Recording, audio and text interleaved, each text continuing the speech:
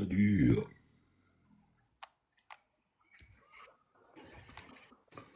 Salut mon ami, ça va? ça va et toi? Ça va, comme d'hab.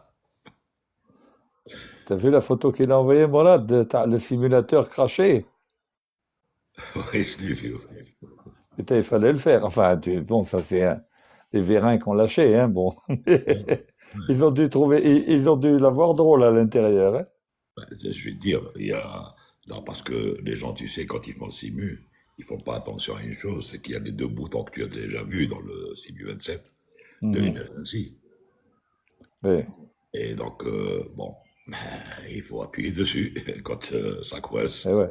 Quand ça part en brioche, Eh ben, il faut. Et et- c'est juste à côté du display de l'instructeur, ouais, tu sais. oui, normalement, tu peux pas le rater, hein. Normalement, non. Bon, il a dû être occupé peut-être à vouloir expliquer quelque chose ou Ouais. dire quelque chose et c'est parti. Hein. Sinon, ça va? Ça va, ouais, comme d'hab. Moi, je suis en train de finir une vidéo sur la navigation gyroscopique. C'est simple, enfin, disons, il n'y a pas. Enfin, j'essaye de simplifier au maximum le truc, c'est juste pour expliquer un peu, pour montrer comment ça peut marcher, comment on peut faire une orthodromie avec un gyroscope. Voilà. Ouais. Salut, salut. Hier, il y a Gérard qui m'a appelé, ça m'a fait plaisir, on a blagué un peu. Et, il est là, Gérard, il est avec nous? Je lui ai envoyé la notification. Ah, Il, d'accord, il est dans le chat, normalement, il est dans le chat. d'accord. Et bonjour tout le monde, la capitainerie, j'espère que vous allez bien. Salut Spanish, comment tu vas? Il y en a Ça quelqu'un qui va. travaille. Il y a quelqu'un qui travaille pas aujourd'hui, tu vois. Voilà. C'est qui travaille pas? Toi. Ben toi? Ah si, je suis dans ma voiture là, j'ai fait une sieste de 30 minutes, là je reprends à 30. Ah, ben c'est bien. D'un côté, j'ai fini là-bas, je vais là-bas. J'attends un peu, ça va? Je suis fatigué. Fatigué. Oui, pas de problème. Vous allez bien? Ça va, et toi, donc tu es fatigué. Et ça, c'est normal quand on bosse beaucoup. Ouais, j'ai Nous commencé aussi, à... quand on bossait, on était fatigués, hein. Oui, Bah oui. ouais, je comprends. Spanish, le travail, c'est la santé. Ne rien faire, c'est la préserver. Ouais. Bah il y a un autre. Voilà, il passe dans un Ouais, tunnel. c'est la santé, donnez-le à quelqu'un qui en a besoin. Exact.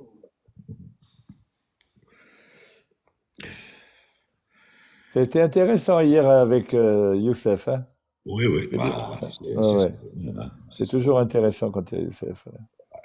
Et encore, il était en position 180 degrés. Ouais. Il m'avait envoyé un message avant me disant, je vais essayer d'intervenir, quoique je suis mal en point, mais bon. Ouais, ben, bon, bah, il devrait s'habituer au plan dur et rester comme ça dans cette position. Et, Hein. je vais te dire, hein, des histoires de hernie discale, hein, c'est lourd, hein, c'est Oui, très oui, très lourd. Moi, enfin, je sais pas, mais à sa place, j'aurais vu un chirurgien, hein, parce que maintenant on opère ce genre de truc magnifiquement bien, hein, magnifiquement bien. bon, tu sais que en Algérie, c'est déconseillé. Moi, j'avais déjà vu pour un cousin comme ça, mais c'est déconseillé. C'est vrai qu'il y a des techniques extraordinaires, mais je pense que c'est pas tout à fait au point chez nous. Hein. J'ai un parent là qui avait, suite à un accident de voiture, il avait un problème de colonne vertébrale, etc. Il a souffert pendant des années Ouais. et il a été opéré. Alors, tiens-toi bien, on penserait que pour opérer de la colonne vertébrale, le, le mieux c'est de travailler dans le dos de la personne. Eh ben, Non. imagine-toi que maintenant ils font c'est des opérations sur la colonne vertébrale en passant par le devant. Oh, oui, en coloscopie. Ouais. Et je t'assure que maintenant, le gars, il me disait, je revis, hein, il revit avec ça. Bon, ça, je sais pas chez nous si c'est déjà au point, ce truc-là, mais lui, il s'est fait opérer en France, hein. Mais franchement, il revit, hein, le gars. Ah, ben, j'imagine. Hein.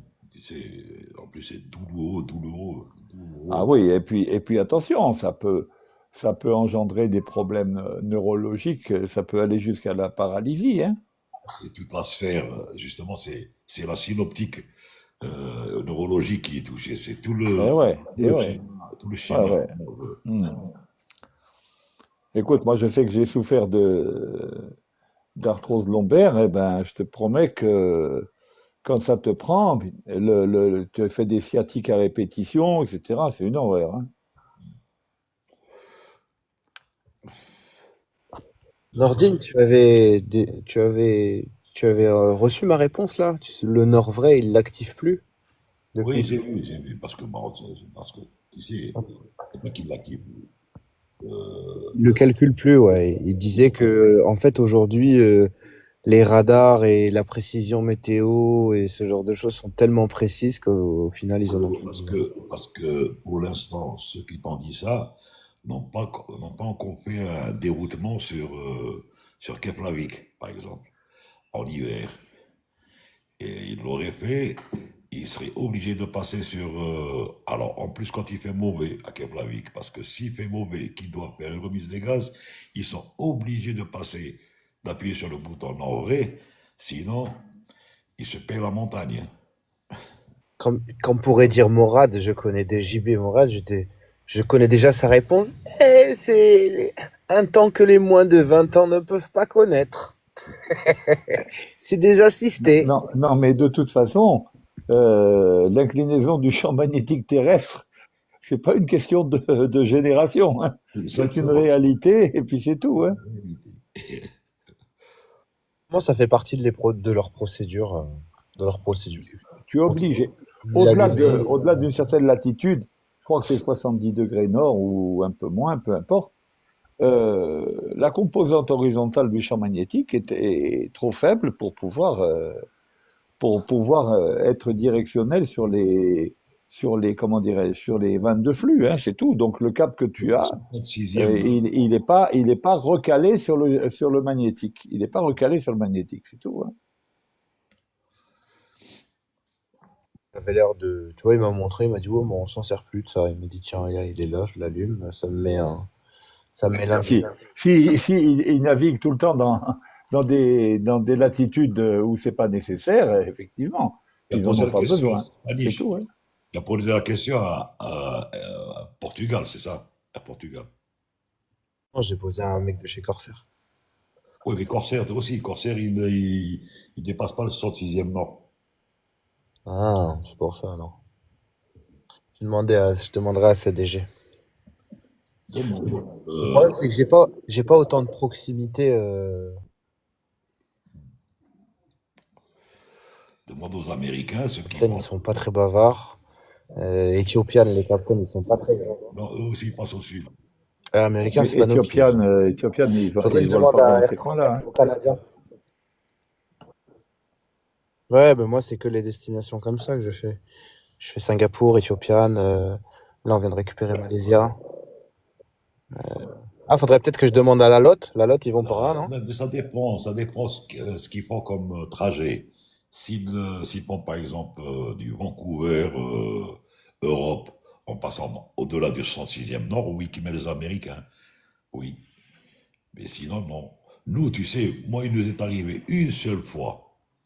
Moi, il m'est arrivé pendant 13 ans à peu près, sur 330, il m'est arrivé une seule fois de survoler le truc Keflavik, pratiquement parce qu'il faisait exécrable au sud. Donc toutes les routes nous menaient vers le nord. Et crois-moi que c'est. D'ailleurs, j'ai même une vidéo sur ça, c'est vraiment bizarre. Tu as l'impression d'être sur la Lune. Ah ouais, faudra que tu nous la montres. Enfin, tu l'enverras dans le groupe. Ouais. Mais ouais, non, c'est vrai que j'ai pas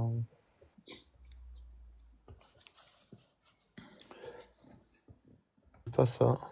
Mais je t'ai dit encore une fois, ça c'est Au surtout. plus ça va et plus j'aime le 330. Ouais, bah, bon, encore que maintenant le Et quoi, 330. pardon? Oui, vas-y. Tu veux Non, dire. non, je t'écoutais. Je te disais, j'aime. Après, mon best, ça reste le 350, mais le 350, je l'aime de plus en plus. Ouais, ouais, même le 330, maintenant il devient obsolète un peu, ça y est. Oh, mais là, il y a le 350 d'Air Caraïbes. Qu'est-ce qu'il est beau. Après, ça reste 787 Dreamliner, c'est quelque chose quand même. T'as volé là-dessus, j'ai vu? Personnellement, de ces nouveaux avions, là, j'en ai pas vu beaucoup. Alors regarde, voilà le principe. Si vous voyez le... D'accord? Tu as, donc tu as ici, je ne sais pas si on voit le prompteur. Bon, Ouais, je magnétique. vais monter avec le doigt. Bon, imagine, ça c'est ton compas magnétique, ou la vanne de flux, peu importe. En fait, comme elle est asservie à rester à l'horizontale, captes que, là, ça c'est le champ magnétique terrestre, qui est, plus tu montes vers le nord, plus il est incliné vers la Terre. Donc, ton équipage magnétique, pour que ce soit les bobines de la vanne de flux comme le compas magnétique standard, est asservi à rester à l'horizontale, donc il ne capte que cette composante-là, horizontale. Et donc, si tu veux, plus le champ magnétique terrestre est incliné, plus la composante horizontale est faible.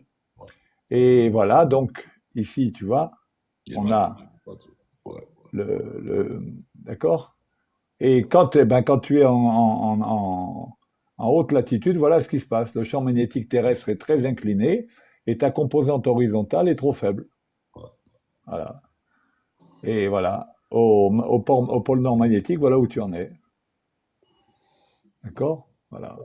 Et donc ici, tu as sur cette carte, tu as justement tout autour à l'intérieur de cette courbe là, on a la composante horizontale est inférieure à 6 microtesla, à ne pas confondre avec Elon Musk, hein, Ouais. inférieure à 6 microtesla, et ben dans toute cette zone là, le champ magnétique terrestre enfin la composante horizontale du champ magnétique terrestre est insuffisante pour que ton compas magnétique fonctionne valablement ou ta vanne de flux fonctionne valablement. Voilà. Donc, si tu veux, voilà, on voit un petit peu, effectivement, il faut monter très au nord, hein, mais c'est 65 degrés nord, je crois. Ouais. Voilà, ouais. Voilà. Donc ça veut dire Voilà. qu'en gros, oui, si t'as pas vocation à y aller, en gros, tu le fais Si tout tu le vas temps. pas là-bas, t'as pas nécessité d'utiliser le nord vrai, hein, c'est tout. Hein. Voilà, c'est ça. Voilà, c'est tout. Bon, je vais revenir à la normale, moi, parce que voilà. On voit ma facha, mais voilà. Ouais. Et moi, je vais aller à mon service, monsieur. Voilà. Et puis, ben, je vous reprendrai en cours peut-être. Ok? D'accord. À tout Allez, à l'heure. Faites travaille attention à bien. vous. Merci Travaille beaucoup. bien. Et au fait que Quoi? Qu'est-ce que tu voulais dire? j'ai dit, t'as reçu la carrosserie? Non, j'ai fait T'as fait les pneus. les différents composants ce matin Ah, ok. Bon, ça va. Allez, ça marche. Allez, ciao. avec une À, simulation. à, à tout à l'heure.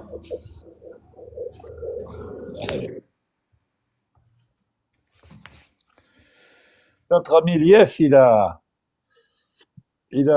fait un vol de nuit là avec son bimoteur. Il t'a montré la vidéo. Ouais, j'ai vu. Bon, c'est pas lui qui l'avait fait le vol. Pas IFR lui.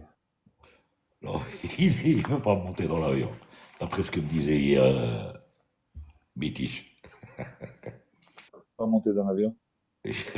Il nous a tellement écoutés sur les histoires de N-1, ce truc et tout, qu'il ne veut pas.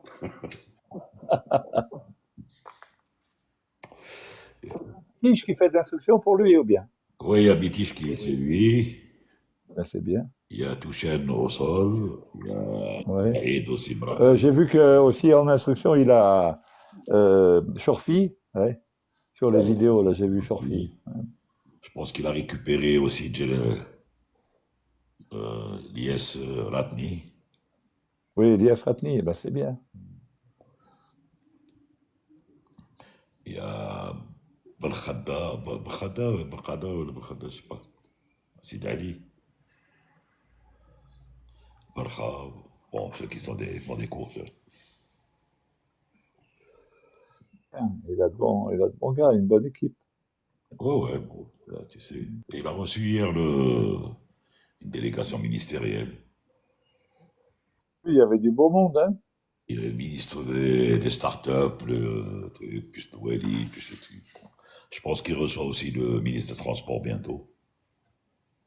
C'est du boulot, hein. Ça, il faut reconnaître, moi je tire Oui. chapeau, hein, parce que vraiment, c'est difficile à faire comme boulot. Ah, moi, je trouve que moi, ce que je trouve bien, c'est qu'au moins les autorités s'intéressent Ouais. à des pionniers ou à des gens qui font des trucs comme ça.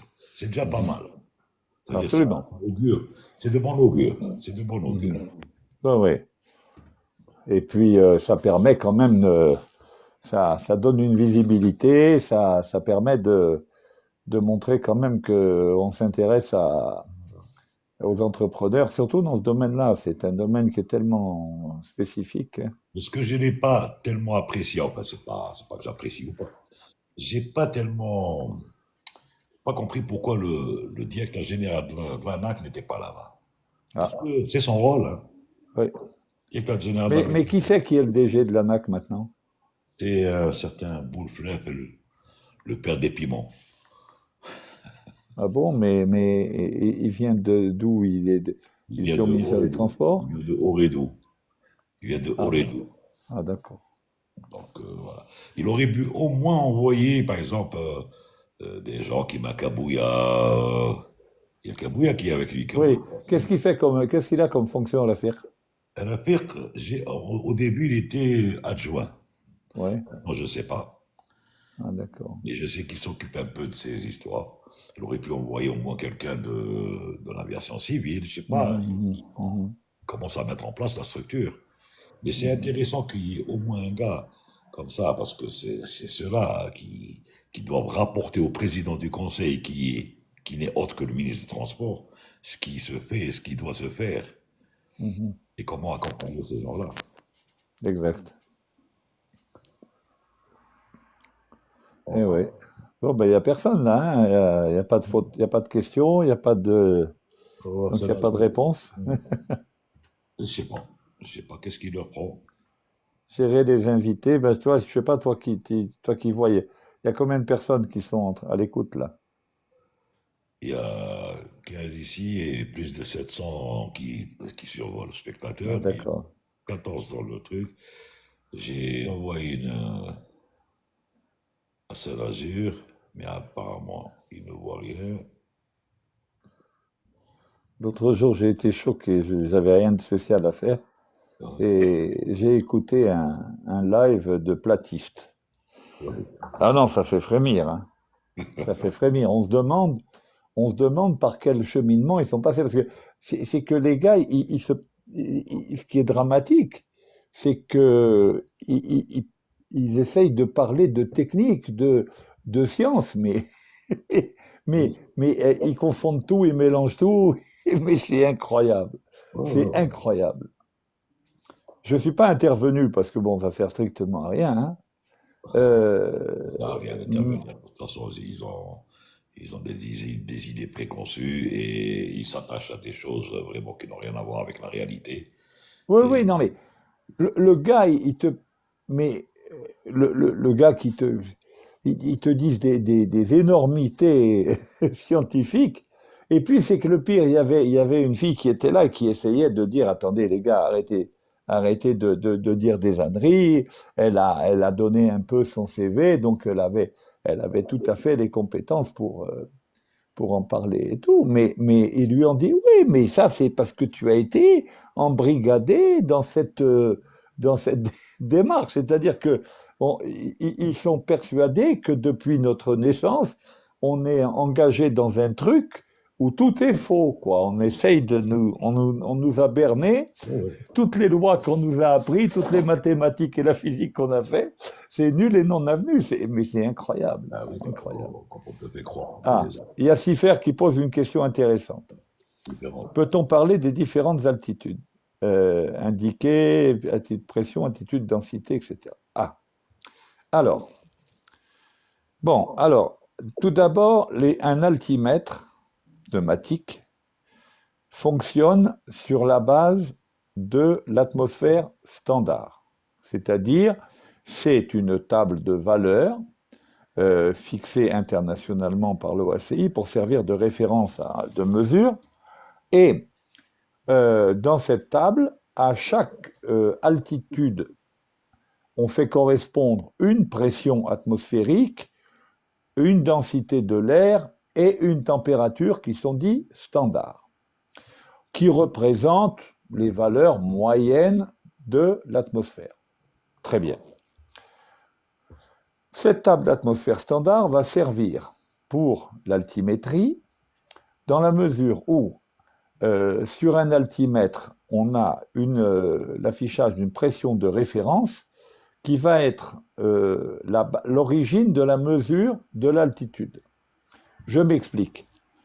L'altimètre indiquera 0 lorsque la pression extérieure qu'il reçoit, donc la pression atmosphérique à l'altitude à laquelle il se trouve, qu'il reçoit, donc, est égale à la pression de référence. Et à partir du moment où la pression affichée sur l'altimètre n'est plus celle qui est reçue par l'altimètre, l'altimètre va indiquer la différence d'altitude qu'il y a dans la table d'atmosphère standard entre le niveau de pression reçu et le niveau de pression de référence. Voilà le principe de base de l'altimètre. En conséquence de quoi? On a, selon les cas de vol, selon l'endroit où on se trouve, selon la phase du vol, on va utiliser plusieurs calages altimétriques. Dans les temps jadis, il n'y a pas si longtemps, il y a encore une vingtaine d'années, on utilisait le QFE. Le QFE qui est la pression au niveau du terrain, au niveau de l'aéroport.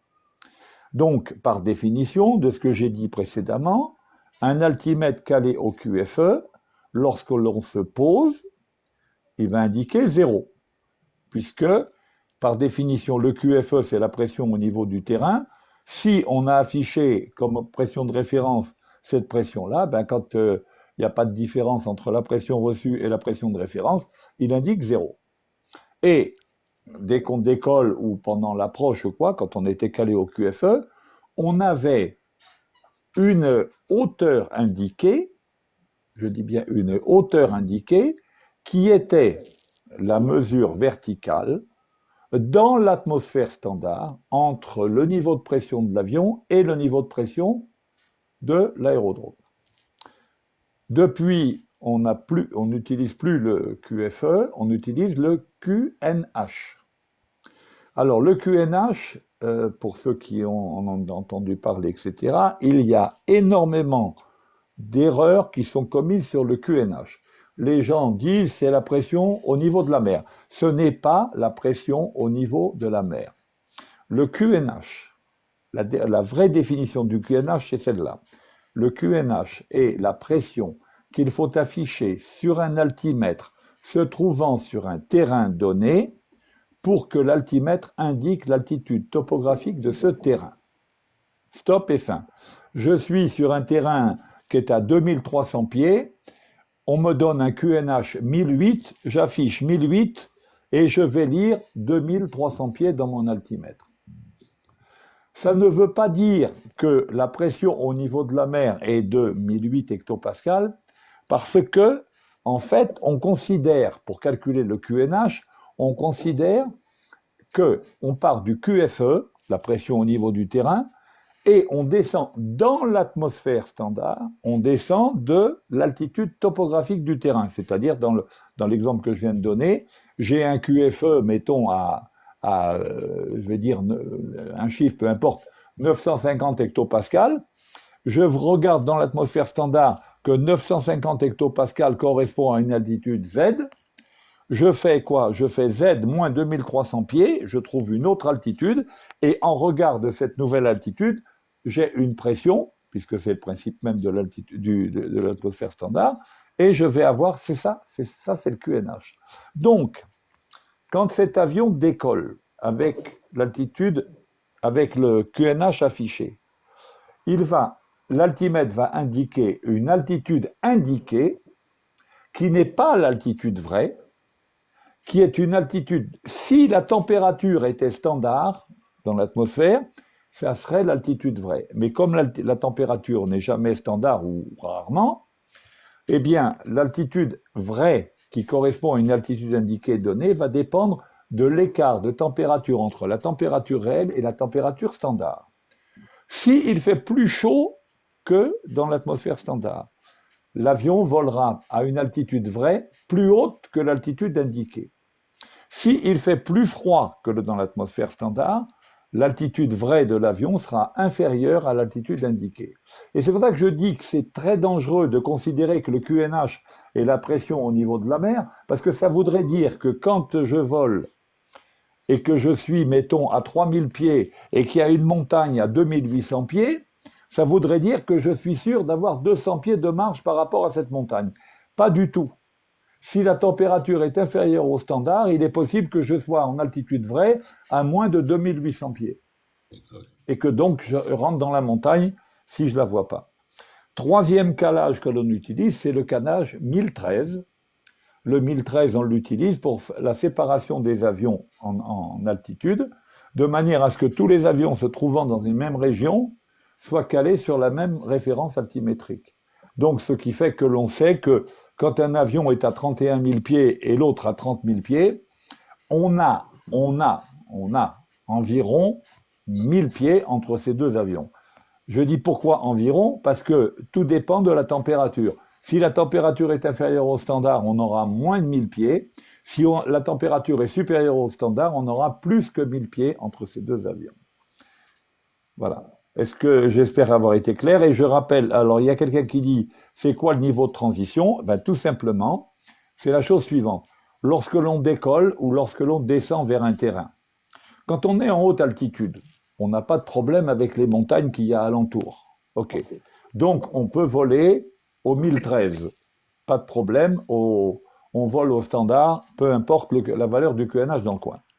Par contre, lorsqu'on descend, on voudrait avoir une idée quand même assez précise de notre altitude par rapport au relief environnant. Donc, à partir d'un certain niveau qui est propre à chaque terrain, quand on descend, on arrive à ce niveau, on nous dit par exemple niveau de transition 70, ça veut dire qu'à 7000 pieds, 1013 en descendant, on va passer au QNH.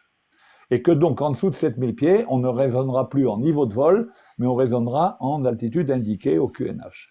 De la même manière, en décollant, en passant 7000 pieds sur ce terrain, on va passer de l'altitude de transition et à ce moment-là, à partir de 7000 pieds, on va mettre 1013 en montant, on va passer donc un niveau de transition. Voilà ce que c'est que l'altitude de transition et le niveau de transition. Voilà. Et rajouter à cela, après tout ce que tu as dit, quand le gars est en l'air et qui est au 813, par exemple, à un niveau donné, comme disait JB, niveau 300, 350, quelque chose comme ça, dans le cas où il a une dépressurisation, il va demander le QNH de la région. Parce que quand il va descendre, il est obligé, comme disait JB, au-dessous d'une certaine altitude, d'avoir des références sur les acquis de sécurité, sur les montagnes et tout ce qu'il y a. Donc quand il est calé au QNH, il va épouser exactement le profil et chercher là où il n'y a pas d'obstacle. Voilà. Le QNH régional, puisque Mansour Nageur en parle, le QNH régional, au point de vue purement mathématique, c'est une aberration. C'est une aberration. Pourquoi? Parce que le QNH ne vaut que pour le terrain qui l'a délivré. Oui, exact. Je n'en veux pour preuve, quand je fais ce cours, j'explique toujours la chose suivante. Nous avons en Algérie deux terrains qui sont proches, c'est Constantine et Annaba.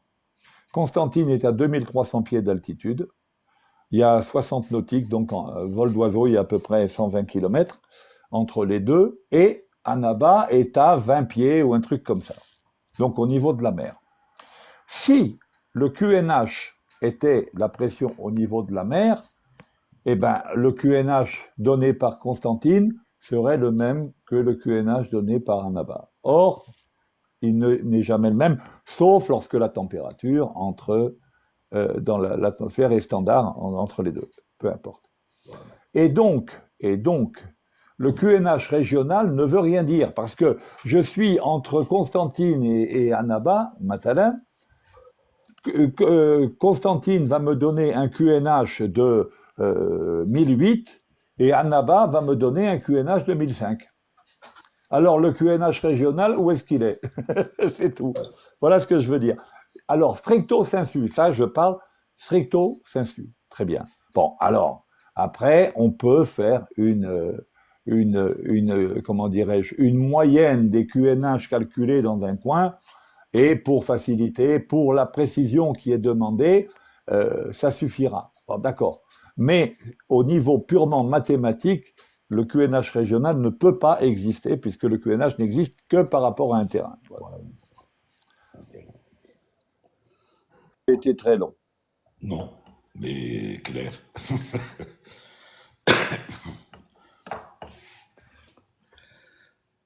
Alors,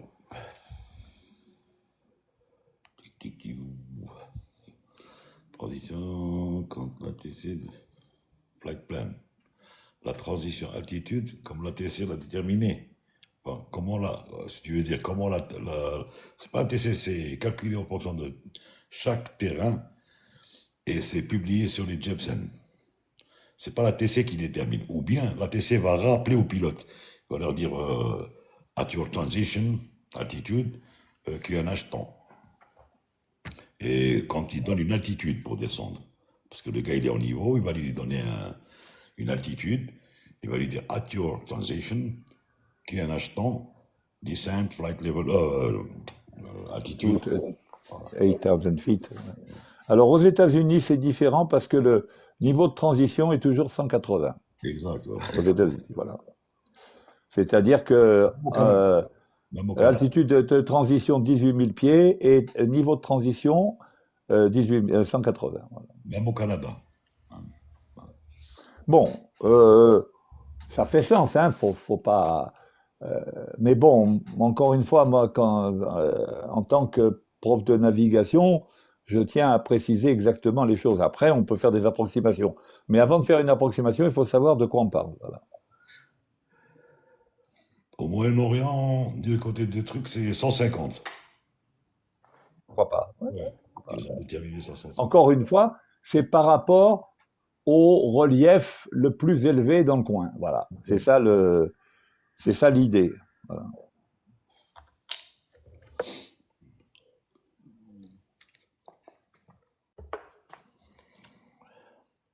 Un qui dit, je crois que c'est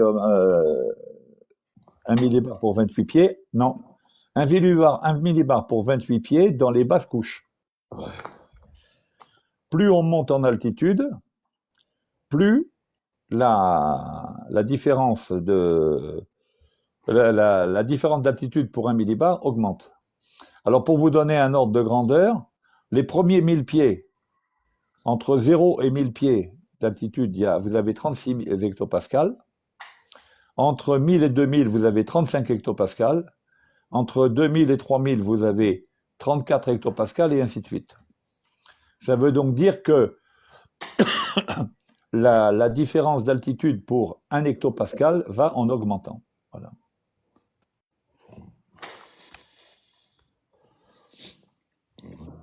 Mansour nageur, on ne parle plus de millibars, on parle d'hectopascal.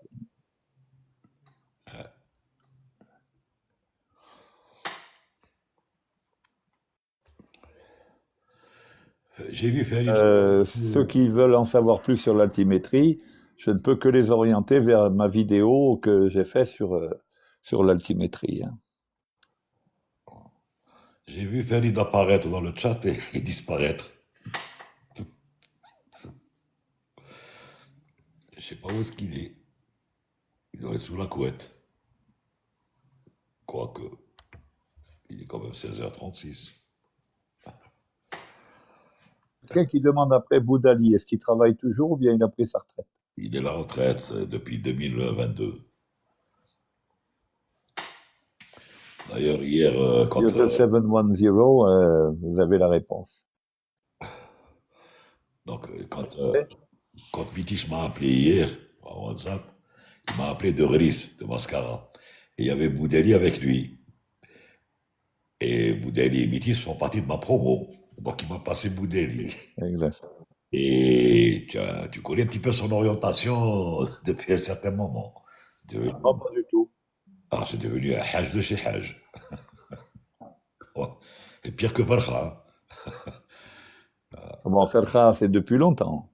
Non, il a connu Dieu, ça fait quelques années. Mais bon.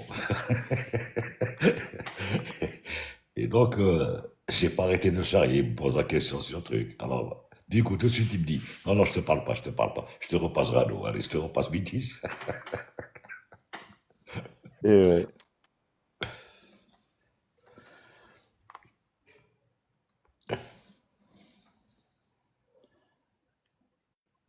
D'après ce qu'il nous a dit, je sais pas ce que ça donne. Tu n'es pas au courant sur le.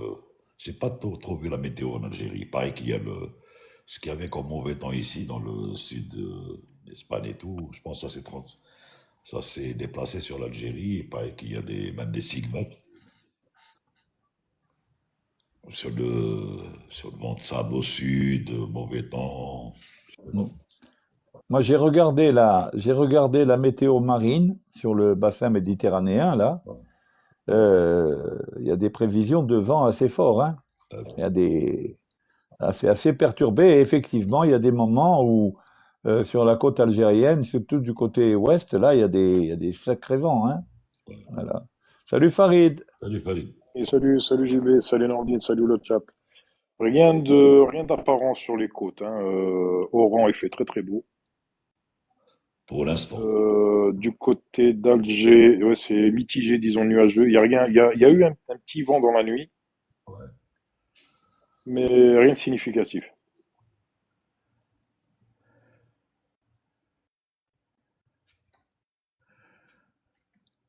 Attends.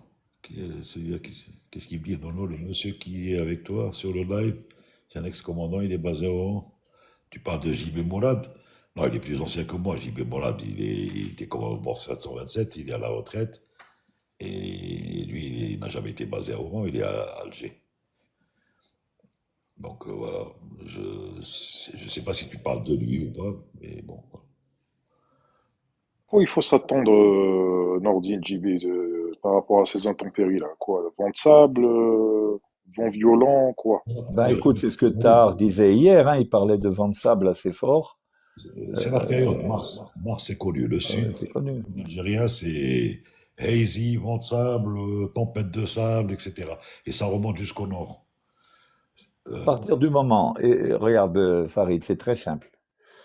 Une dépression dans l'hémisphère nord, et nous sommes dans l'hémisphère nord, elle tourne dans le sens inverse des aiguilles d'une montre. Très bien. Les vents tournent dans le sens inverse des aiguilles d'une montre. En conséquence de quoi? Si tu places une dépression, on va dire sur le sud de l'Espagne, ou sur l'Espagne, automatiquement tu vas avoir des vents. Alors, au sud de la dépression, tu vas avoir des vents d'ouest. Au sud-est de la dépression, tu vas avoir des vents de sud-ouest. Et à l'est de la dépression, tu vas avoir des vents du sud. Ben, si cette dépression est suffisamment importante pour intéresser une grande région, tu vas avoir le Sahara qui va être impliqué ouais. et avec des remontées de vent de sable vers le nord. C'est ce qui se produit régulièrement sur le bassin méditerranéen en règle générale. Voilà. Salut Tahar, on parlait de toi justement. Salut JB, salut Farid, salut Salut Nordine. Tahar, salut Tahar, salut. Le sujet vent de sable. Tu es au sud? Tu nous as parlé de vent de sable hier. Je viens de rentrer d'un vol. J'ai fait un vol et j'ai fait 2 étapes aujourd'hui. Et alors, qu'est-ce que ça donne comme. Rien de spécial, à part il y a un phénomène, maintenant ça fait 3 jours, en allant vers Hassi, Ouais. on nous annonce un vent calme. Et effectivement, le vent au sol, il est calme, il est de 7 nœuds, 6 nœuds, 5 nœuds. Mais sur la pente d'approche, aujourd'hui, j'ai eu 37 nœuds de travers, Ouais, jusqu'à 100 pieds au-dessus. oui, oui. C'est un phénomène que, sincèrement, je vis pour la première fois. Mais c'est ce que je disais, c'est ce que je te disais hier. Des fois, par ces périodes-là, tu as des vents intenses, c'est-à-dire jusqu'à 35, 40, jusqu'à 52, en dessous de 3000 pieds, jusqu'à presque la courte. Et ça, on l'a déjà vu à Oran, hein, en phase finale, l'approche. Donc, c'est des phénomènes qui Oui, arrivent. mais le vent, il est fort. Sur l'approche, Oui, tu corriges vraiment, oui, tu entraves toute l'approche. C'est au dernier moment, juste en arrivant un peu à 50 above threshold, oui, c'est à ce moment-là, il y a un cisaillement et un vent calme. oui, oui. C'est-à-dire que tu corriges pas, comme par exemple quand tu fais un atterrissage vent de travers, tu corriges à la dernière minute et parce que le vent il est fort jusqu'au bout. Oui, oui, oui. Mais là, c'est en dessous des 100 pieds, il y a un cisaillement et il y a un vent calme soudainement. Ouais, ouais, ouais. Et ça, Je c'est crois propice avoir. au Il me mini. semble me rappeler de cas comme ça, oui, effectivement aussi. Ça, c'est Ça propice au fait mini tornade, hein. ça fait 3 jours JB, hein. C'est 3 jours d'affilée.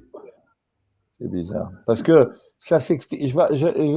J'essaye de trouver une explication, parce que la seule explication, ça serait ça peut s'expliquer lorsqu'il y a une forte friction de l'air au sol. Mais au sud, c'est pas le cas. Il n'y a rien pour arrêter le vent, hein. Ça peut se produire quand il y a une forêt, des choses comme ça, localement, très localement, on peut avoir ça. Mais de manière systématique, j'arrive pas à expliquer le Mais phénomène. il y a autour quand même des constructions JB. N'oublie pas qu'il y a les bases de vie qui ont des petites forêts, on va dire. Il y a une zone industrielle et il y a la ville à gauche. En s'approchant de la piste vers le nord, la 36, et la ville, elle est sur la gauche. Après, il y a les bases de vie et la zone industrielle sur la droite. Et sur la pente d'approche déjà, il y a des flammes. Il y a les torchères sur la 19. Je sais pas si c'est toujours la 19, mais c'était la 19. Là, c'est la 36 et 18 maintenant. 18, d'accord, ok, ouais, d'accord. Effectivement, il y a toujours la torchère en finale de la 18, alors. Ouais, exactement, oui. Toujours. C'était un bon repère. Et ça, c'est des prémices pour les mini tornades, hein. Est-ce que tu as déjà vu les mini tornades au sud, par les espèces de, Et ça, c'est beaucoup plus du côté de Ain Saleh, voilà, Tegentour. Là-bas, c'est ah, souvent le cas. Les ouais. petits Dust Evil. Bah, Et- d'ailleurs, il m'est arrivé un cas où j'ai fait une remise de gaz. exact, exact. Remise des gaz parce que j'ai estimé parce il venait il allait traverser la piste, au milieu de la piste. Et après, j'ai mal jugé la vitesse. Il a stagné sur la piste. Je voulais pas me poser alors qu'il était toujours sur la piste. Donc, j'ai fait une remise des gaz et je suis revenu. J'ai atterri le plus normalement. Eh ben, c'est bien.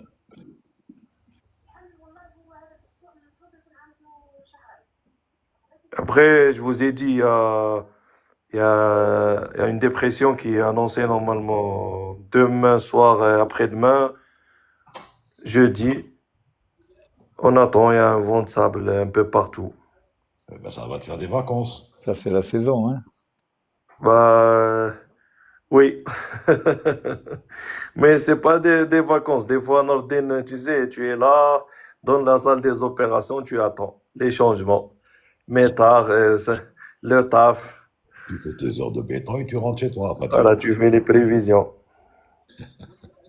Justement, pour ceux qui ne sont pas totalement du métier, il faut savoir que lorsque l'on est dans des circonstances comme ça, surtout au sud, la météo peut changer de manière très très rapide.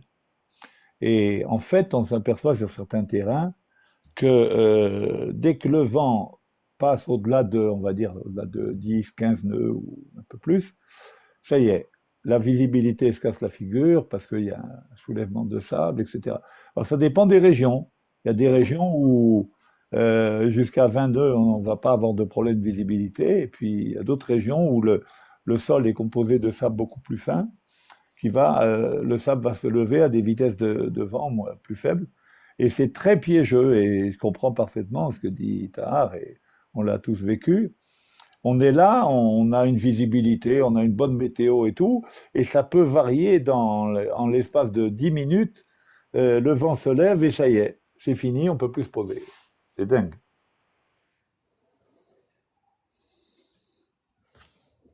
Ouais, tu parlais tout à l'heure de la haute pression et la basse pression, comment que le vent change quand on monte et quand on descend. Moi, j'utilise toujours ça, JB, surtout quand on va dans des pistes où il n'y a pas de station météo et tout. Donc, j'essaie de deviner le vent parce qu'on sait que dans l'hémisphère nord, c'est quand on a un vent, quand on descend, il a tendance à back and decrease et quand on monte, c'est veer and increase. Quand on descend dans l'hémisphère nord, c'est qu'il et le vent il retourne au sens contraire de la montre et il baisse en intensité. Et quand on monte, c'est clockwise, sens de la montre, et il s'intensifie. Maintenant, on n'étudie plus ça, mais quand on faisait encore de la météo pour la TPL, on calculait le vent géostrophique et le vent du gradient, etc. Parce qu'il y a plusieurs équations du vent pour calculer le vent entre deux points. Et justement, c'est l'explication que tu viens de donner, c'est tout à fait ça. À partir du moment où le frottement diminue, le vent tourne dans le sens, dans l'hémisphère nord, il tourne dans le sens des aiguilles d'une montre et il augmente puisque la friction au sol diminue. Tout à fait, c'est tout à fait vrai. Mais ça se démontre par des équations. J'aurais Oui, une question assez basique, Tahar, JB, Nordine. Qu'est-ce que le vent? Tout simplement. Qu'est-ce que le vent? Quel est ce phénomène? Un P. Amuse-toi, regarde, regarde. Entre autres, oui, bien sûr. Très simplement, regarde. Tu es à la plage avec ton enfant et il creuse un trou dans le sable. D'accord? Il creuse un trou. Le trou, il a une forme à peu près conique. Tu es d'accord? Et les grains de sable qu'il y a sur le cône, eh ben, ils ont tendance à descendre dans le creux. Est-ce que tu es d'accord avec ça? Eh ben, c'est exactement ça le vent. Le vent, c'est toujours combler l'endroit où il y a le moins de pression, par définition. Quand, par exemple, il y a un échauffement du sol, on va prendre un truc très simple. On va prendre un phénomène peut-être que on connaît quand on est marin, mais bon, la brise de terre et la brise de mer. On est au bord de la plage. La plage, elle est faite de sable, on est d'accord. Le sable, il a une chaleur spécifique qui est faible, donc il s'échauffe très vite. D'accord? Donc, il y a le soleil qui tape, il y a la mer en face, et le sable s'échauffe assez rapidement. L'air qui est au contact direct du sable, comme il a chauffé, il va s'élever exactement comme l'eau dans la casserole. Il s'élève. Donc il y a un manque d'air, il y a la pression atmosphérique, elle va diminuer à cet endroit-là. Eh bien, l'air de la mer, comme la nature a horreur du vide, eh bien, et que la mer est à une température plus faible, avec une pression plus élevée, il va y avoir un vent qui va commencer pour combler cet air qui monte. C'est ce qu'on appelle la brise de mer. Et la nuit, c'est le phénomène inverse. La mer est plus chaude que le continent parce que le continent refroidit plus vite quand c'est du sable. Et pareil, la pression sur le continent va être plus grande que la pression sur la mer. Et il va y avoir ce qu'on appelle la brise de terre. C'est un des phénomènes. Mais d'une manière générale, toutes les fois qu'il y a une différence de pression entre deux endroits, le vent souffle. Sauf que, et on pourrait penser que le vent va souffler directement de la zone de haute pression vers la zone de basse pression, mais ça serait oublier la force de Coriolis. La force de Coriolis qui tend à faire dévier l'accélération complémentaire de Coriolis qui fait dévier les mobiles vers la droite dans l'hémisphère nord et vers la gauche dans l'hémisphère sud. Et c'est ce qui fait que les vents tournent dans le sens inverse des aiguilles d'une montre autour d'une dépression dans l'hémisphère nord et dans le sens des aiguilles d'une montre autour d'un anticyclone dans l'hémisphère nord. Voilà. L'hémisphère sud. Calculer le vent, quand on regarde une carte météo, par exemple, on regarde les lignes isobars. Donc les lignes d'égale pression. Plus ces lignes d'égale pression sont proches l'une de l'autre, donc plus le gradient de pression, donc c'est-à-dire delta P sur delta L, différence de pression sur longueur, plus ce Il est gradient est fort. important, plus le vent est fort. Tout Il est simplement. fort. Voilà. Plus ils sont éloignés, le vent est calme. Et on a des régions qu'on appelle, Farid, le col. C'est des régions creuses entre la basse et la haute pression. Voilà. Et les vents anabatiques et catabatiques, absolument. Les catabatiques, ils descendent, les anabatiques, ils montent. Oui. Ça te fait rappeler des souvenirs, le col. Le col de quoi? Le col du verre ou là, le col, c'est ce que tu veux dire?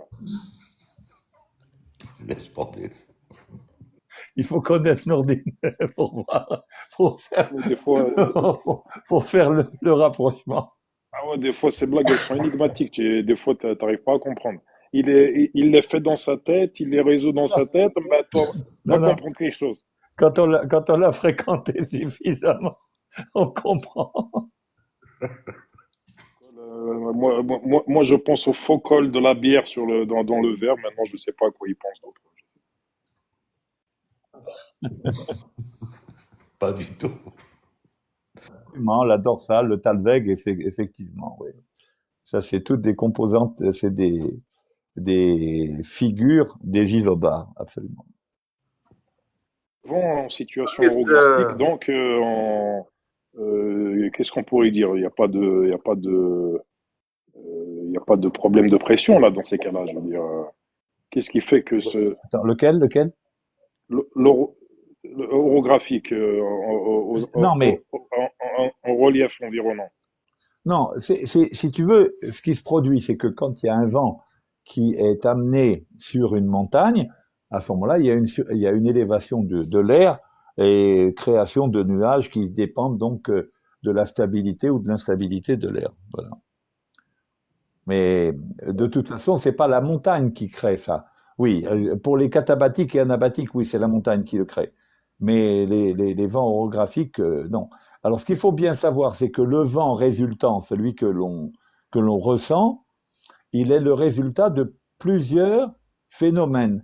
Il y a le phénomène de différence de pression, mais ce phénomène est affecté par les frottements, etc., etc. Donc, c'est pour ça que en météo, ancienne version, hein, quand on faisait encore de la météo pour la TPL, quand on faisait de la météo à plein temps, on calculait le vent du gradient, le vent géostrophique, etc. De manière en fait, à approcher la vraie valeur du vent. Parce que le vent réel, comme l'a dit Tahar avec raison, il varie avec l'altitude parce que les forces de friction varient aussi. Voilà.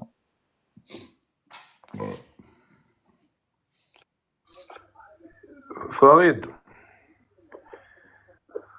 Ah oui. il y a un autre truc sur le métard, par exemple. Sur le métard, on nous donne la température et le dew point. C'est le point de rosée. Point de rosée.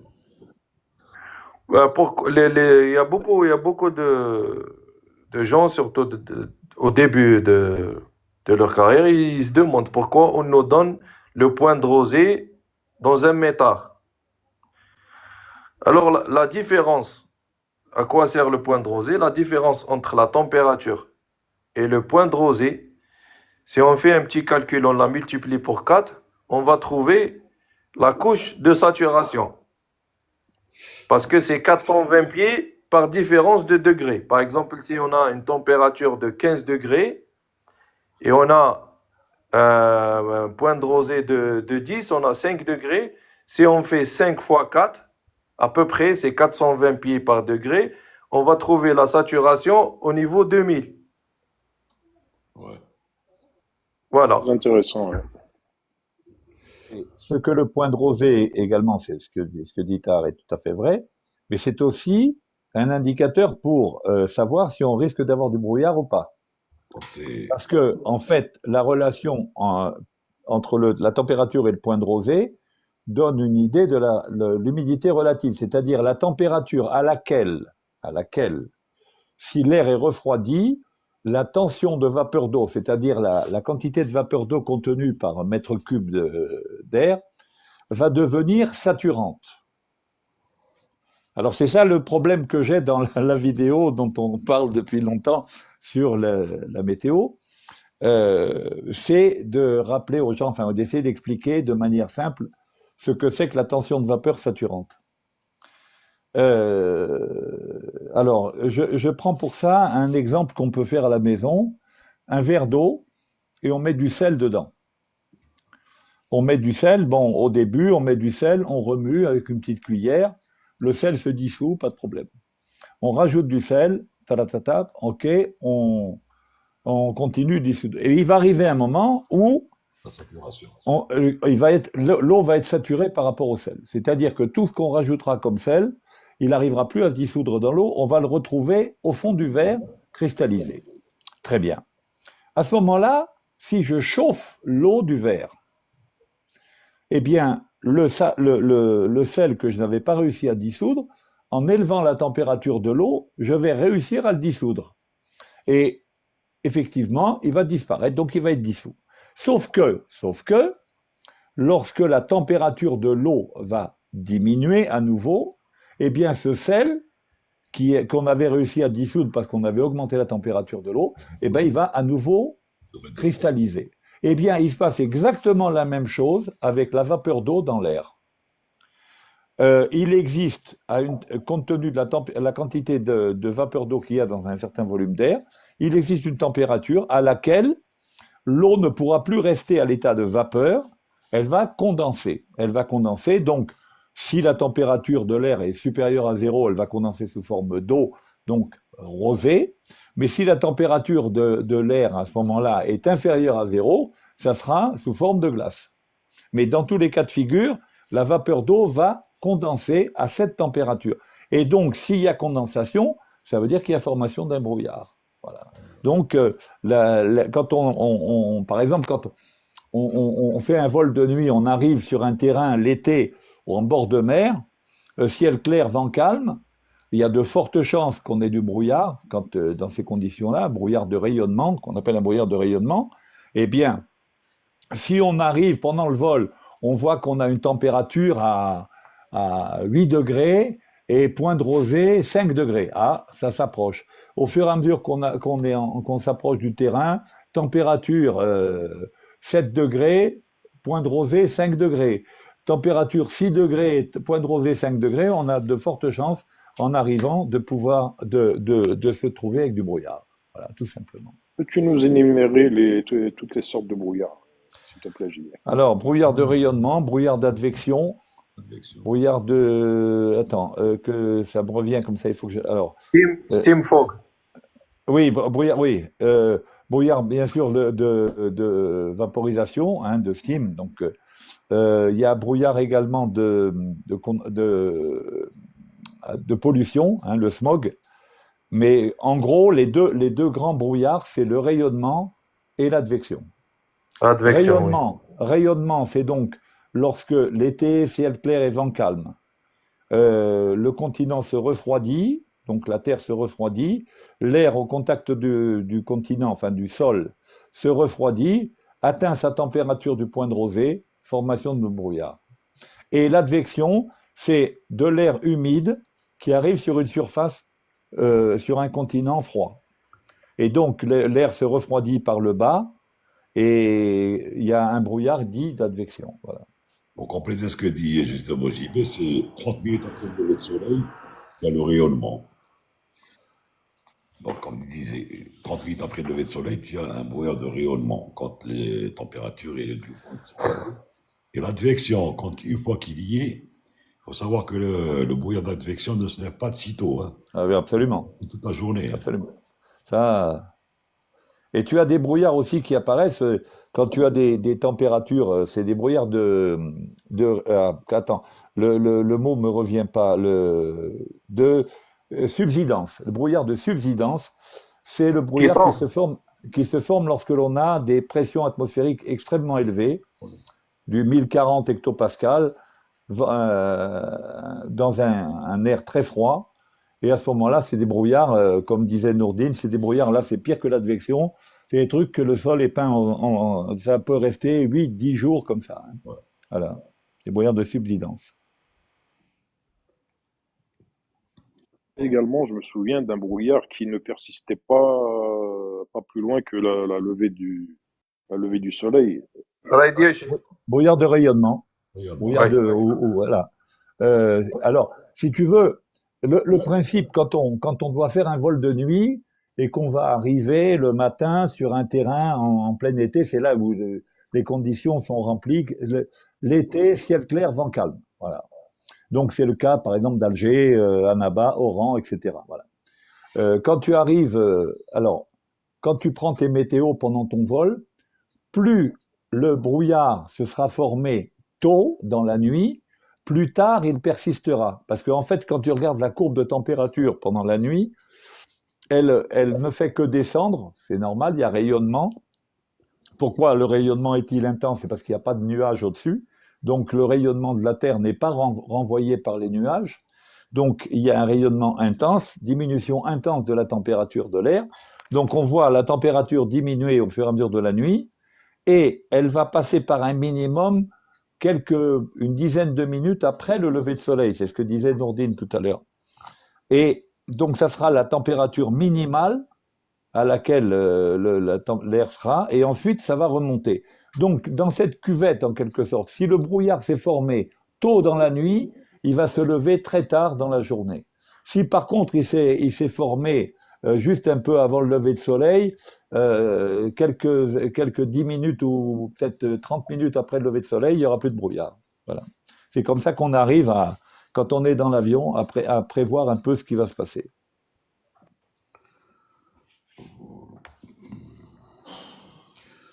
En général, Félix, puisque tu habites à Oran, en général, les brouillards à Oran, c'est mois d'octobre, en général, mois d'octobre. Au sud, mois de mars, c'est les vents de sable, avril, mars-avril. Oui, c'est la période, Nordin, ça Oui, commence maintenant. voilà, bon, de toute façon, c'est. Mais bon, la météo n'étant pas une science exacte, ça change au gré, aux humeurs. Oui, mais vous êtes l'un des métiers qui est le plus soumis à la météo, je veux dire. Ouais, mais Ah, bon, le défi, il est quotidien, Farid. Le défi Ah, de la c'est clair, météo, c'est il est clair. quotidien.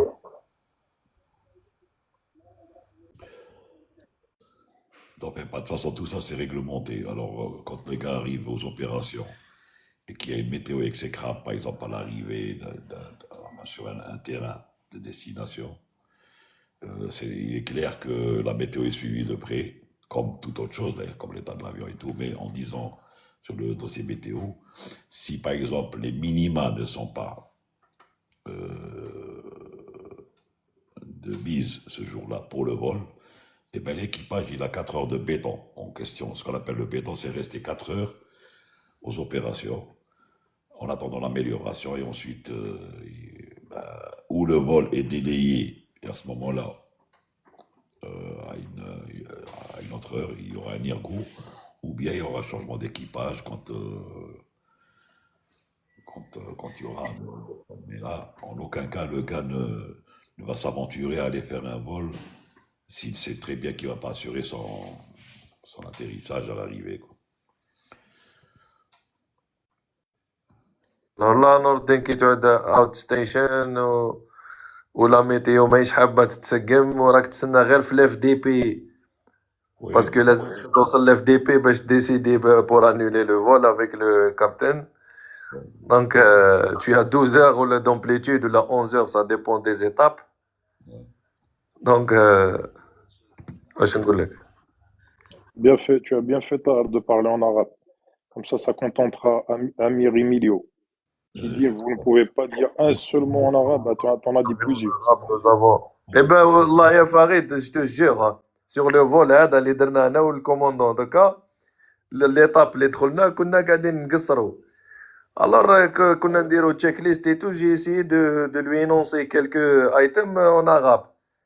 Tu sais, c'était difficile des fois de trouver les mots. Après, il m'a dit, tu imagines si l'aviation était en arabe? قال لي c'est quasi impossible. قال لي ما كاش كيفاش. كنا نضحكوا على بالك شغل ما لقيناش on n'a pas trouvé les mots. Non. Vous avez la traduction. Hein. Non, mais ما j'ai كاش, répondu. c'est difficile. Quelques mots, oui, mais après. Répondu à Amir Emilio, je lui ai dit, on ne sait pas parler d'aviation en arabe, on a été formé en français et en anglais, donc tout ce qu'on connaît en aviation, c'est dans ces deux langues, c'est tout. Ou que l'on Pourquoi ne il pas s'appelle parler Emir? arabe, ni rien du tout. Voilà. Et j'aimerais bien lui poser la question pourquoi il s'appelle Emir Emilio. Il ne peut pas s'appeler Emir Abdelkader, par exemple.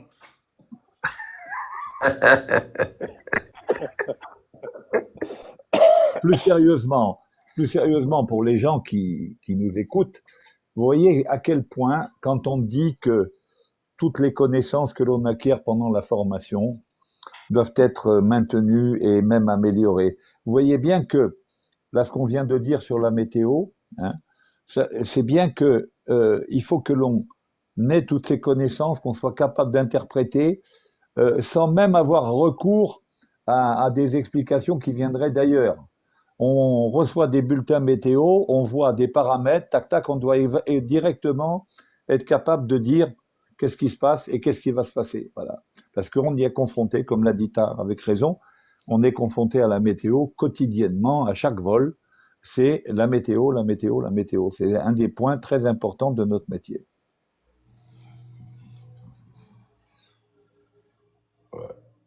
Oh, JB, il y a des trucs, je vais pas dire simples, mais des trucs vraiment qui mènent un peu le pilote qui a une jeune expérience, comme moi par exemple. Et s'il fait pas attention à des trucs qui sont simples, des fois tu fais une approche, tu viens, tu demandes la météo, tout est nickel, super cavoc, il n'y a pas de vent, il n'y a rien du tout. Et puisqu'il y a une high pressure et high temperature, le close power, c'est pas la même chose que que tu fais au moment où il fait froid et à une basse pression. Bien Parce sûr. que la pression résiduelle et la densité de l'air, ça joue un rôle sur le flair. Ça joue un grand rôle sur le flair. Par exemple, quand il y a la haute pression et il fait très chaud, si tu coupes un peu prématurément le power, tu vois l'avion, il sink, il tombe carrément. Oui, tu as un problème de densité de l'air. Il y en avait un, justement, tout à l'heure, quand on a parlé d'altitude, quand on a parlé d'altimètre, il avait posé la question de l'altitude densité. Ah, ça c'est très intéressant. J'ai oublié d'y répondre. Est-ce que je peux y répondre maintenant? Oui, vas-y. Alors, l'altitude densité, c'est ce que vient de soulever Tahar, justement. On a parlé de l'atmosphère standard, on a dit que pour chaque altitude, on a, dans l'atmosphère standard, on fait correspondre une pression, une température et donc une densité de l'air, selon la loi des gaz parfaits, P égale ρ RT, pour ceux que ça intéresse. Très bien. Cette densité, ça va être ça qui va conditionner la poussée des moteurs, la puissance des moteurs, quel que soit le type de moteur, que ce soit des réacteurs, comme des moteurs à piston, comme des turbopropres, ils sont inféodés à la densité. Plus la densité de l'air est élevée, plus le moteur va délivrer de poussée. Pourquoi? Parce que tout son fonctionnement est basé sur la densité de l'air. Maintenant, la portance est également liée à la densité, puisqu'elle est liée à la masse volumique de l'air, qui est la représentation de la densité. Je rappelle que la portance, c'est un demi de ρ SV2, ρ étant SV2CZ, où ρ est la masse volumique. Très bien. Donc l'altitude-densité, c'est quoi? C'est l'altitude dans l'atmosphère standard à laquelle règne la densité du jour. Je m'explique. Je suis à un niveau où la température devrait être mettons, de moins 30 degrés. Dans le standard, moins 30 degrés, donc je vais avoir une densité, je n'ai pas la table d'atmosphère standard, donc je ne peux pas vous donner des chiffres, je ne l'ai pas devant moi, je ne peux pas vous donner des chiffres exacts. Bon. Je suis à une altitude, Z, où la température est de moins 30 et où la densité est de X. Très bien. Maintenant, si à cette altitude, la température, au lieu d'être moins 30, elle est moins 20, il fait donc plus chaud, la densité de l'air sera réellement plus faible que ce que la table d'atmosphère standard me donne, puisque la table d'atmosphère standard me donne une densité pour la température standard.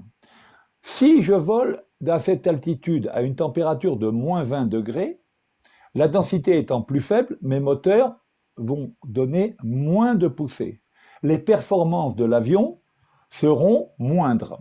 Alors, qu'est-ce que c'est que l'altitude-densité? L'altitude-densité, c'est l'altitude dans l'atmosphère standard à laquelle on retrouve la densité du jour. Dans ce cas-là, si la température est de moins 20 degrés, il est évident que je trouverai cette densité à une altitude dans l'atmosphère standard supérieure à mon altitude Z. Donc, voler à cette altitude Z avec une température de standard plus 10, donc c'est-à-dire de moins 20 au lieu de moins 30, équivaut à voler en fait à une altitude beaucoup plus élevée. Alors, si je veux dire altitude densité, mettons que je vole au niveau 280 à 28 000 pieds et avec une densité X, et il se trouve que quand cette densité est plus faible que la densité standard, eh bien c'est équivalent par exemple à voler à 30 000 pieds. Donc mon avion va se comporter non pas comme s'il volait à 28 000 pieds, mais il va se comporter, ses performances, etc., seront celles qu'il aurait s'il volait en standard à 30 000 pieds. Voilà ce que c'est que l'altitude densité. Dans ce cas-là, l'altitude densité, l'altitude pression serait de 28 000 pieds, l'altitude densité serait de 30 000 pieds. Tout à fait. Il y a TikTok qui est en train de te faire concurrence, Nordi. Je connais. TikTok.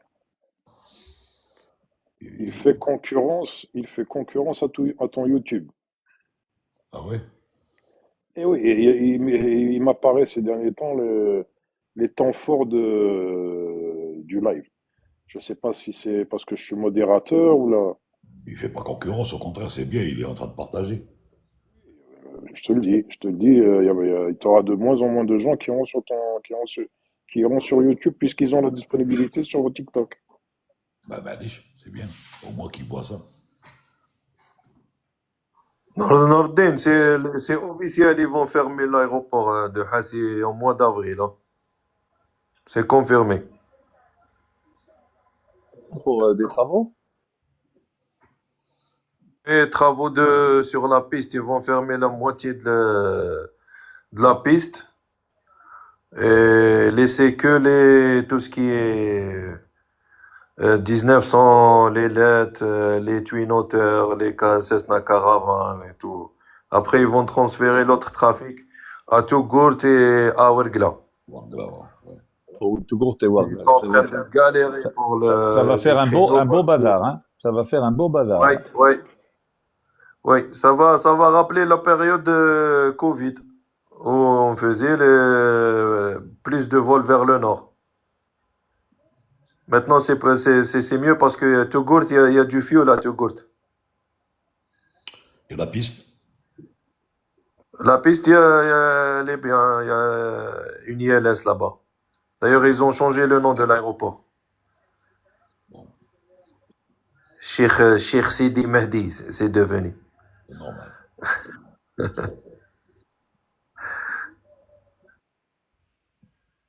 Justement, quand tu parlais de JB, de tout cela, concernant donc euh, la richesse la richesse au niveau des carburateurs aussi sur les petits avions, à certaines altitudes où tu dois diminuer le carburant de façon à ce qu'il y ait plus d'air ou vice-versa. Ce serait bien aussi que si tu pouvais nous expliquer, survoler la chose, hein, c'est pas. Ben, c'est exactement le même phénomène en fait. Qu'est-ce qui se produit? Le moteur lorsqu'il tourne, on va prendre un moteur à piston. On va prendre un moteur, on va dire, on va donner des chiffres, peu importe si c'est réaliste ou pas, hein. On va dire qu'il absorbe euh, 100 mètres cubes d'air par minute. On va dire ça. 100 mètres cubes, d'accord? 100 mètres cubes d'air, si l'air pèse 1 kg par mètre cube, par exemple, ça va faire 100 kg d'air par minute, d'accord? Comme il faut brûler 14 kg 1 kg de carburant pour 14 kg d'air, ça va faire que pendant une minute, comme je vais consommer, comme je vais avaler 100 kg d'air, ça va me faire une certaine quantité de carburant, si la masse volumique de l'air est de 1 kg par mètre cube. Très bien. Si je monte en altitude, la masse volumique de l'air va diminuer puisque sa densité diminue. Donc ces 100 mètres cubes d'air ne vont plus représenter 100 kg, mais moins. On va dire 80 kg. Eh bien, pour brûler avec 80 kg d'air, il me faudra moins de carburant, moins de quantité de carburant. Donc il faudra que je fasse rentrer moins de quantité de carburant dans mon moteur par minute pour garder le rapport 1 sur 14. 1 kg de carburant pour 14 kg d'air. Et donc, au fur et à mesure que je monte, je serai obligé de diminuer la richesse, ce qui fait que mon moteur fonctionnera bien, le mélange ne sera pas trop riche, parce que sinon, en montant, le mélange devient trop riche, il y a trop de carburant et il n'arrive pas à tout brûler. Okay, mais sauf que si je diminue la quantité de carburant qui rentre dans le moteur, ben, le carburant, c'est par définition, c'est l'énergie du moteur. Ben, la puissance du moteur va diminuer en même temps. Voilà. Donc voilà un peu le principe euh, que l'on observe sur tous les moteurs. Plus on monte, moins ils sont puissants. Voilà.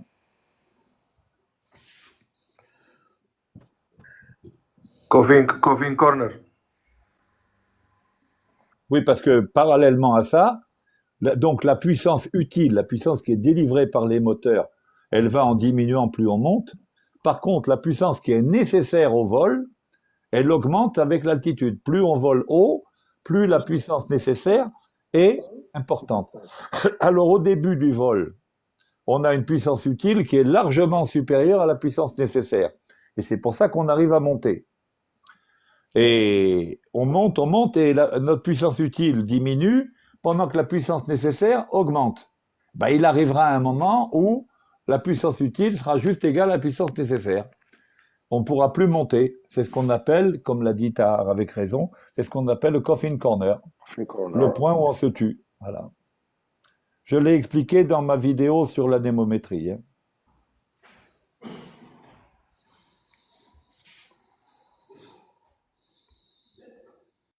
J'ai une pensée émue pour notre ami Gérard, qui doit être en train de se dire, JB, il est en train de sortir encore ses formules. Il l'a dit hier. Il me dit, mais comment vous faites? Il dit, ça me revient quand vous le dites. Mais... Et oui, on a ça dans la tête. Au fait, il m'a proposé un truc. Je suis en train de voir comment faire pour récupérer à peu près une trentaine de kilos de revues avec les maquettes d'aéromodélisme. Bien ça. Je suis en train de voir comment faire pour les récupérer et voir ici avec l'aéroclub ou faire. Tu voudrais les ramener d'Oran ou bien? Non, ici en Espagne. Ah, d'accord. Qu'est-ce que tu veux que je les amène faire avant? Sauf maintenant s'ils ouvrent. Oui, oui. te parle de Gérard, JB. C'est Gérard qui a proposé. Oui, d'accord, ok, j'ai T'as pas pas compris. saisi, ouais. C'est Gérard qui me les propose. Il les a mis de côté. Je dois les récupérer. Je ne sais pas comment faire. Je me déplace, mais ça va être loin. C'est c'est des vieilles revues, Nordine? Non, non, non, parce qu'il est abonné, lui. Ah, d'accord. Et il les a reçus depuis longtemps. Et donc, il faut que. Ben, il est dans le chat, il écoute. Quand je te dis si c'est des vieilles revues, c'est-à-dire pas l'État, je te dis c'est des revues qui datent des années 90, 80, Oui, c'est etc. d'actualité. D'actualité. Donc avec des petites maquettes que tu montes toi-même et tout, c'est bien ça. C'est très instructif l'aéromodélisme parce que ça permet aux gens de bien appréhender, parce que c'est les mêmes règles, hein. Oui, D'ailleurs, moi, il y a des mecs qui me sidèrent hein, quand je tombe des fois sur Facebook sur des RC World, là, les radios commandées. Les gars, ils font des avions, mais ça coûte une fortune. Hein. À un moment, il y en a un, là, le truc qui lui est revenu à 85 000 dollars. 85 000 dollars. Un avion à réaction, machin, parce qu'ils ont des réacteurs maintenant. Hein. C'est pas des faux réacteurs, c'est des vrais réacteurs hein, qu'ils utilisent. Ouais, j'ai vu ce C'est genre de. incroyable. Hein. C'est Ah ouais. incroyable. Et moi, ce qui me sidère, c'est quand ils font un Concorde ou un truc comme ça, la cinématique des élevons, puisque là, il n'y a pas de profondeur, c'est une aile delta, ils sont obligés d'avoir des élevons.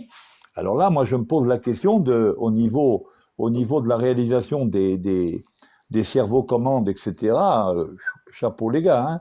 Ou alors, il doit y avoir des trucs, parce que là, ils doivent utiliser des calculateurs, il n'y a rien à faire, hein, parce que... Les calculateurs, les 3D, il dépend. Ah ouais, ouais. Les montres 3D et tout.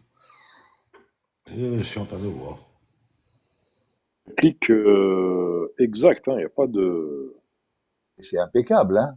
Bon, il y a que au décollage, il décolle trop vite par rapport au réel. Mais enfin, sinon, pour le reste, ils sont d'une fiabilité, enfin d'une fidélité extraordinaire. Je vais voir. Ou bien j'ouvre un truc ici à la maison ici, un petit studio en mettant ça sur Internet pour le montage de trucs, d'aéromodélisme, des trucs et tout. Je vais voir. Là où je suis, là, il y avait un club comme ça, et puis j'ai vu que l'autre jour, je suis passé à côté, il y avait marqué que il était en cessation d'activité, je sais pas. Voilà. En France, tu sais. JB, la dernière fois, tu m'as posé la question sur les contrôles. Les contrôles du LED, est-ce qu'ils sont mécaniques et hydrauliques? Je t'ai dit Hydraulique, que c'est mécanique et une partie hydraulique qui est juste les spoilers, c'est auto bank control, tout ça. Mais ça m'a poussé à aller lire la FM. Je me suis posé la question, je me suis dit que comment ça se fait qu'il n'y a pas un backup? Il n'y a pas un backup de contrôle. Alors j'ai lu, j'ai vu qu'il y avait que les câbles, les tie rods pour contrôler les primary controls. Après, je t'ai dit, on a tout ce qui est trim. C'est électrique, comme le rudder et les ailerons. Et elevators côté commandant, électrique. Et on a que les deux contrôles qui sont en hydraulique, c'est les spoilers et autobank. Alors, اليوم, j'ai trouvé l'occasion, قلت له غادي نروح parce qu'on a un étranger qui est avec nous ici en maintenance. D'ailleurs, أنا مهبلو غير شافني قال لي WhatsApp. Did you find something? parce qu'أنا نمرضو منين dès que je pense à un truc في لاتور بين ولا نروح ليه نقول له علاش هادي هكذا pourquoi c'est pas comme ça. Mais il aime bien que je lui pose des questions parce qu'il m'explique et moi je connais le truc plus profondément. Je lui ai dit comment ça se fait qu'on n'a pas de backup. Par exemple, si les câbles vont lâcher. Il m'a dit, listen, since the LED started to fly, it never happened. Ah bon? قال لي it won't happen Parce que les cycles de maintenance qu'ils font, on a les C1, C1, C2, C3 et tout. Ils vérifient les câbles s'ils sont tendus, ils les relâchent, s'ils sont relâchés. L'essentiel, ils ont des indications et tout. Il m'a dit par contre, les électromécaniques, comme les câbles de trim, c'est déjà arrivé. Ouais. C'est déjà arrivé où le câble il lâche et tout, mais toujours est-il que tu as le truc manuel. Tu peux piloter l'avion manuel. Sauf, moi, je sais que l'expérience que j'ai eue sur 37-200 et 727 dans la compagnie, hein, dans tout le temps où ces avions ont été exploités, et jusqu'à l'heure actuelle, parce que bon, les 37-800, c'est le même principe, hein, il y a eu un seul cas où il y a eu un problème de câble. C'était, je ne sais pas si tu te souviens, Nourdine, c'était Mohamed Khalkhal, Allah yarhamou, qui avait eu un problème avec le câble de profondeur. Oui. En approche, le câble de profondeur était coincé, bref. Donc, effectivement, les commandes par câble, normalement, il n'y a vraiment aucun problème si la maintenance, bien sûr, est faite, hein. Il y a eu un exemple sur un Twin Otter dans les îles là-bas, hein, du côté de la Caraïbe, où ils se Oui, sont crashés à des cause de touristes. ça, mais parce qu'ils n'avaient pas les bons câbles. Ils avaient mis des câbles qui ne... C'était sur un hydravion, et l'hydravion demandait à avoir des câbles spécifiques à cause de la corrosion, et là, ça avait lâché. Et il y a eu et encore que non, je ne sais pas si c'était les câbles de corrosion ou bien il y avait un truc où les avions étaient garés dans un endroit où ils étaient soumis au souffle des réacteurs qui passaient dans le coin, et ça faisait vibrer les commandes de vol et ils ne mettaient pas les éclisses. Enfin bref, il y avait une explication, voilà. Mais c'est vrai que. Mais donc, c'est un peu lourd quand même le LED 1, non? Il n'est pas un peu lourd aux Oui, commandes? oui, il est lourd aux De quelle commandes. Ah bah origine? voilà, oui, d'accord, oui, parce Ah, que. quelle origine Oui, de quelle origine? au début c'était russe, mais maintenant c'est 100% Tchèque République, République tchèque. Ah, d'accord, ok. Oui. Au début c'était conçu comme un avion militaire, hein, Ouais, ouais. pour larguer les parachutistes et tout. Il y a combien de sièges passagers? 19. Comme les 1900, à peu près. D'accord. Oui, comme Masse maxi décollage, c'est combien? 6600. 10 600? 6600, 6600. Ah, 6600, d'accord. 6.6. Ouais, c'est en 6. Avec des GE 80. 800 horse shaft power per engine. Eh ben, c'est bien. Mais il est performant, hein. On décolle souvent avec, on roule souvent avec ramp weight. Et pour brûler juste les 20 kilos au taxi, mais il est très performant. Ben, c'est normal puisqu'il a été conçu déjà pour ça. C'était un troop ship. Ouais, c'est pour les conditions extrêmes, Nordin. C'est Tout comme à le fait. Hawker quand il a été conçu pour le troop ship. Donc ensuite, il a été versé pour le commercial, pour la ligne, quoi. Ils ont fait le 1J et Ouais, les folies digitales et ils ont augmenté la capacité de presque 1000 kilos. ouais, donc ça va passer à 7000 et quelques. Ouais, c'est 7560. Ouais, c'est bien. Eh ben, c'est bien, ouais. Mais bon, le truc digital au sud, le problème, encore une fois, c'est la maintenance. Parce que tout ce qui Ah est. oui, avec le sable, Nordin, il faut toujours souffler les fiches, les connecteurs, les machins. C'est ça. C'est, tu as raison. Il n'y a pas mieux que les troupes ships au sud. Moi, je me rappelle très bien quand on avait, dans la série Fokker 500, on avait les troupes, on avait les new et les old. Et crois-moi que les old, ils faisaient des boucons. D'ailleurs, la vidéo que je vous ai montrée la dernière fois, c'était un old, c'était l'uniforme Lima. Et quand je devais faire, par exemple, des vols, on appelait ça le Alger Jeddah, alors c'était le Alger Janet. On mettait 4h35 pour arriver à Janet. On faisait Alger, Janet, Janet, Tam, Tam, Ain Salah, Adrar, et on passait la nuit à Adrar pour faire Bourj-Béji pour le lendemain. Eh bien, crois-moi que moi, je choisissais toujours le hold. Parce que là, je vais te dire, dans des conditions comme ça, c'est vraiment à l'Indiana Jones. D'ailleurs, la vidéo, je l'avais appelé Sahara Jones. Pour te dire que c'est tout ce qui est digital, truc et tout, avec les vents de sable et tout, c'est vraiment pénible pour la maintenance d'abord et pénible pour les pilotes ensuite parce que ça tombe tout le temps en panne. Et c'est pour ça qu'il faut éviter un petit peu ces histoires, même, même les trucs. D'ailleurs, ils essaient au maximum d'éviter de faire passer les avions euh, les nuits, si tu veux, les nuits aux avions à Tamanrasset, c'est un Tadrar et tout. Donc, Au début de la digitalisation des cockpits, il y a eu beaucoup de problèmes, aussi bien avec les températures élevées que les températures très basses aussi. Hein. Euh, bon, c'était quand il y avait des CRT encore. Hein. Bon, maintenant, peut-être avec les LED, c'est mieux. Hein. Mais avec les CRT, il y a eu énormément de problèmes. oui, Ben Hamida, oui. L'uniforme Lima. Fokker 27, l'uniforme Lima.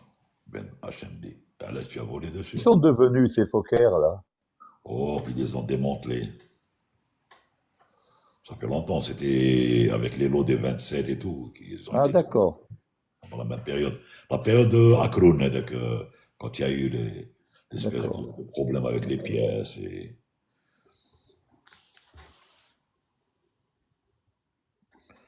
On a des modèles JB qui sont les modèles dont je vous ai parlé la dernière fois, les gars, qui sont complètement conventionnels, où on n'a que le GPS et le GPS ancien, hein, le 400, pas le 430, qui vont qui vont arrêter de voler d'ici 2026, parce que ils auront plus de 30 ans, mais ils sont performants et je peux te dire qu'ils peuvent voler encore pour des années, mais ils vont les arrêter. Fin de cycle. C'est un fancy, c'est ça. Hein. Après, ça revient trop cher hein, aussi. Ça devient. Après, bon, quand tu vois qu'il y a des DC-3 qui ont 80 ans qui volent toujours, mais on te dit pas combien ça leur coûte. Exact. Ben, le LED, il n'y a pas beaucoup de problèmes, JB. D'ailleurs, les mécanos chez nous, ils aiment beaucoup le LED parce qu'ils rentrent presque jamais à l'hangar. C'est juste pour les C1, C2 et c'est tout. Vous en Il n'y a avez combien? jamais de problème. Vous en avez combien? 5 et sixième, il y en a un, Ah, il est d'accord. en République tchèque pour R1, R1. Ah, d'accord. Toi, c'est Air Express, hein, c'est ça? Eh oui, exact, JB. D'accord. Tu as transmis bonjour ou pas, Tahar? Ben, je l'ai pas vu, il vient pas souvent au sud. Donc, il y avait son fils, il est venu il y a quelques jours, je l'ai pas croisé. Mais le grand chef, il vient pas souvent. Ouais, en plus, il a pris Mais je le croise quand je vais à l'administration à Alger et il est là-bas. En tout cas, si tu le vois, tu lui donnes le bonjour de ma part aussi. ouais. Ben, j'y manquerai pas, JB. Bah, Tahar, tu sais que c'était d'ailleurs, JB peut en témoigner, c'était un parmi les DG qu'on appréciait le plus. Et de tous les côtés, hein, que ce soit les gars du Ouais. sol, les navigants et tout. Hein. C'était Quand il a été, même quand il a été, DACM, quand il a été même quand il a été DACM. Oui. Moi, je l'avais vu à ce moment-là. C'est un monsieur qui était très correct, hein, plus que correct même. Hein. Mais très, très, très correct et qui a donné un grand coup aux pilotes, aux trucs, à la corporation, c'est vrai, hein, il faut le dire. Hein. Sincèrement, je lui tire chapeau parce que pour tenir une compagnie chez nous, بلادنا نعرفوها تعرف les bâtons dans les roues et tout. Ça fait maintenant 23 ans que ça existe Air Express. Ouais. C'était pour moi c'est quelqu'un qui a fait pour l'aviation en Algérie. Ben, En plus, Il a c'est fait quelqu'un beaucoup. de humble et il est très modeste. et il est très correct, comme vous l'avez dit. Ouais, ouais, c'est- Tout à fait, très humble, très oui, impeccable. Il a des ambitions, il a des ambitions. Si vraiment on va lui faciliter ou on va le supporter au niveau des autorités, quand je dis les autorités, c'est l'ANAC et le ministère et tout. Il a des ambitions d'agrandir la compagnie et encore servir l'aviation en Algérie. j'imagine, j'imagine. Et il a les capacités pour, enfin des capacités, je te dis, intellectuelles et connaissant du know-how. Il a le know-how. Oui. Ouais, ouais, c'est bien. Bon, JP, je pense que on va aller faire quelque chose Oui, d'autre. on va reprendre une vie, une vie normale. Oui. On va laisser C'est Farid normal. dormir. On va laisser Farid Bon, dormir. Non, non, je dors pas. moi, Non, non, je lisais les. Excuse-moi, JB. Non, mais c'est quelqu'un qui, quand même, qui te félicite et qui te dit, j'ai pensé à ce que vous m'avez expliqué sur les turbulences. Je n'ai pas du tout eu peur. Donc, quelque part, le live, il sert à quelque chose. C'est Nat ah ben oui, bien 63. sûr. Ben, Bien sûr. c'était le but de la manœuvre. Et on en est content. Voilà, on en est content. Eh bien, Ah merci, bon, messieurs. ben, Bonne alors, soirée. bon, ben, moi, ça va jusque presque la fin du mois. Ouais. Je vais plus être disponible, hein. Je vais plus. Eh ben, Voilà. c'est Bah, porte-toi bien, JB. Voilà. Porte-toi bien. Dès que je suis de retour, je reprendrai. Pas de problème. allez, ok. Allez, Ok, Ok. c'est les amis, bonne à très soirée bientôt. et Bonne puis à soirée. bientôt, Inch'Allah. Merci également. À bientôt. Ciao. Salut. Salut Allez, tout le ciao, monde. ciao. Salut, À tout Au le salut. monde. revoir. Ciao. Ciao. Ciao.